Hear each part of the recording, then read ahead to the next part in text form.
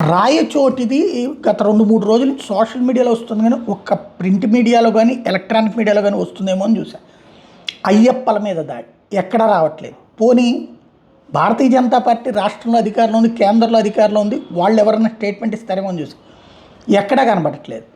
పోనీ ప్రభుత్వంలో ఉన్నటువంటిది, అధికారంలో ఉన్నటువంటిది తెలుగుదేశం పార్టీ, జనసేన, బీజేపీ కూటమే కాబట్టి ప్రభుత్వం అధికారికంగా ఏమైనా స్పందన ఉంటుందండి, ఏం కనిపించట్లేదు. కానీ ఈ సోషల్ మీడియాలో వచ్చిన దాన్ని బేస్ చేసుకుని ఇప్పుడు దేశవ్యాప్తంగా కొంతమంది క్వశ్చన్ చేస్తున్నారు. ఏదైతే అయ్యప్పలతో వెళ్తున్నటువంటి బస్సు మీదన రాయచోటులో అటాక్ ఏంటి అన్నటువంటి దానికి సంబంధించినటువంటిది.